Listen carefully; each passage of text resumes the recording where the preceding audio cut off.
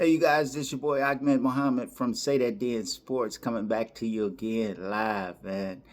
It's January 16th, Friday, the closing day of the transfer portal right now. If you're not in, then you're out.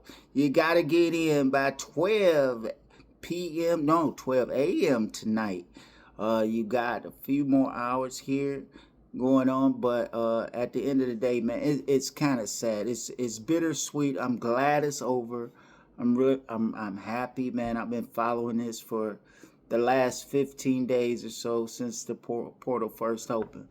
But approximately 11,000 people entered into the portal, give or take.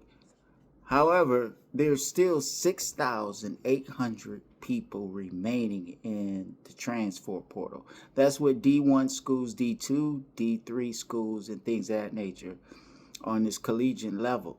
However, the disappointing part to me is that most of these players, and this, you guys remember, I was telling you guys, and I was telling the players, man, look, sometimes the grass is not always greener on the other side.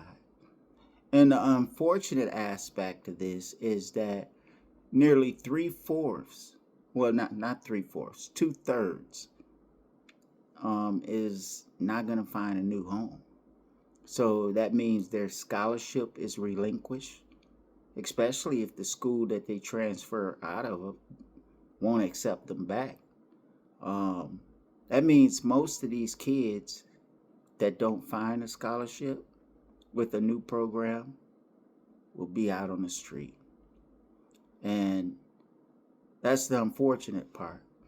And I blame this on these makeshift agents, so called makeshift agents, that a lot of people, a lot of young people is listening to. That's why I cautioned against that. But, you know, a lot of these people, a lot of the players and the collegiate athletes, they listen to their family members, their mamas, their uncles are their agents, their cousins are their agents, and things of that nature. They tell them, oh, you can go over here and you can get a bag over here. Leave the school, that school ain't paying you or whatever. Get in the transfer. So now they end up with no scholarship. They end up not playing the sport that they love to play. Excuse me. And as a result, they end up probably working a job at Myers or Walgreens or Walmart and things of that nature, which I'm not saying anything against working at places like that, but these kids wanted to go to school and these kids wanted to play ball. But because they didn't get sound advice from a person, a real agent, and they were chasing the bag, you end up with situations like this. So there's 6,000 as of today. Let me see.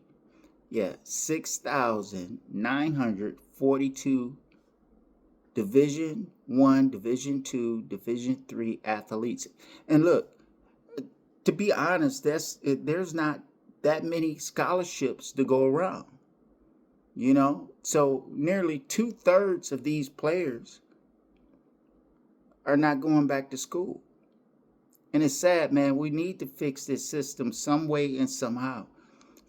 We need to advise these kids need to have better advisement before, because this is a business. You can't have your uncles, your aunties, or your cousins and things of that nature being your agent.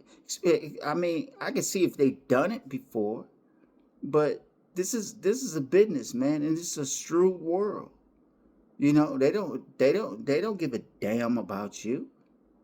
So this is what's disappointing. That's what's disappointing to me, man, and I just hope that these kids don't fall off to the wayside after all their hard work, because I don't blame them, man. I blame the people that's advising them, and for that, you guys, man, I'm just gonna end it like this, man. 12 o'clock midnight is the end of the portal, of course. I pray for the fellas, you guys, man, that you find a place, find a school, and they offer you a scholarship. But the unfortunate aspect of it is nearly two thirds of players wind up not going back to school because that scholarship is not out there. It's off the table. So this is just your boy Ahmed Muhammad with another brief note. We say that in sports. Have a blessed day.